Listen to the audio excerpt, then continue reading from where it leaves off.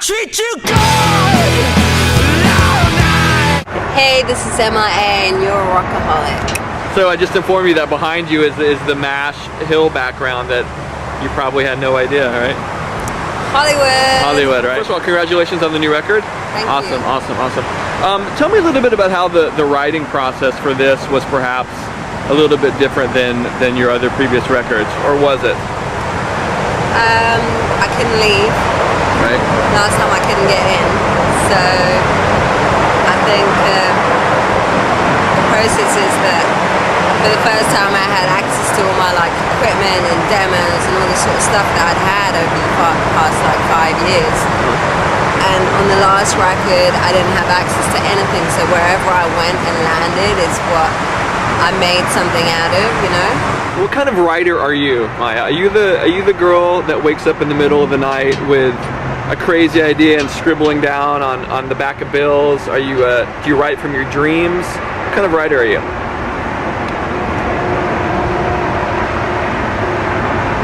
I don't know, I don't really have a type like that. I kind of tend to sort of, I think I just sort of I don't know.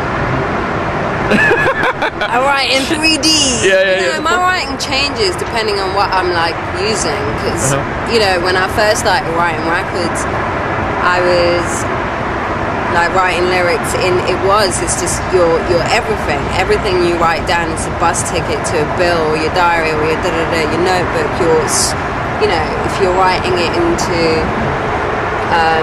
I don't know, my clothing, my jeans, you know, but it's and then I have a phone, and then I have a laptop, and then I have a so it's it's not really limited. I don't really think of it like that. I think on this record, more than the other two records, I actually didn't write a lot down, and it was more of a, I don't know, it's more of letting whatever you need to say. A little bit of free verse, a little bit, yeah. Are you a sports fan? Are you watching the World Cup? Yeah. Can we talk about that without talking about England, or? No, we can't actually. We can't. England's out, Ghana's out, I have nothing to talk about. I mean, you know, it's yeah. So give me your World Cup pick. So it's either going to be Holland, Germany, or Spain. Who do you think is going to win this thing? You know me, I always back the underdog. Right. We'll see, you know, I think Germany might have a throwback Germany kind of moment, but... And Capello, should he have kept his job, Maya? No. No, right? No. But, yeah, we'll see. I'm not saying anything about anyone. Okay. You think about legacy at all? Does that mean anything to you about how you want your body of work to be remembered, or you as an individual? Does that ever come into your daily mindset? I think it's been ages that I kind of been doing music, but didn't consider myself as a musician. So I think, you know, when I think about it, I think I still want to get to make art, and I still want to, you know, I still want to make that movie that I never made, and you know, I think creatively, I feel like when I feel the pressures of, you know, the industry, or the limitations of the industry on a creative process, then, you know, maybe you grew the process out, or the process has changed so much that, you know, you have to find different ways of putting it out, or do, you know what I mean? So I think that's kind of, I spend more time thinking about that. Legions of fans that are going to be watching this, for example, and a lot of them are young girls. What do you tell these girls that want to break into the industry, you know, talking about the music industry? What do you tell them? Because the environment, the landscape has changed so drastically that there isn't one way to do this now, right? And you're doing tons of other things aside from music that kind of gets you out there. What would you know, if you get a chance to sit in front of a classroom of aspiring artists, what do you tell them? I think, you know, to me, that this is when you were saying, you know, how do you write as a writer? It's the reason why I don't do it so consciously like that is because it is like you have to develop it in a three-dimensional way, and if you're like a multi-creative thing, like everything is so important to you.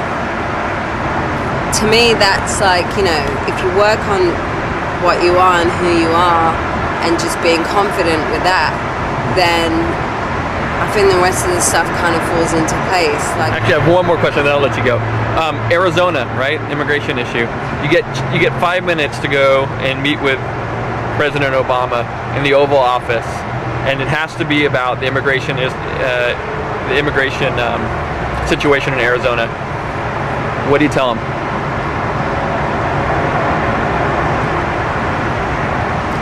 I think those statistics on CNN are bullshit, that everybody's pro. England covers that whole situation differently to American television and American media. And I think that it's pretty sad. I think seeing, how the family of the young boy was affected and stuff like that, and how it trickles down and affects innocent people, and I don't know what to say to Obama about it. I just can't believe it's still happening, and it's happening now. I can't even get past that point of sort of like moving backwards in time. You're playing the LA Hard Festival, right, coming up? You stoked about that? Yeah. Now you got me thinking about, I'm sorry. the Arizona situation, and I'm like, yeah, shit, I wish, Hardfest was like free just for Mexican people. Right. Well, maybe we can do that. Yeah, So maybe I could this do video, that shit. Hardfest, free for Mexican people. Everyone who's crossed the Arizona borders are welcome at my show. And I'll make you a freaking passport. I'll fucking make you one all day long, I got Nigerians on the phone. I get that shit popping. So I just wanted to say, they're holding up this date, and yeah, it's there's enough fucking space. Hey, this is M.I.A. and you're watching Rockarazzi.com. Will I treat you good? No.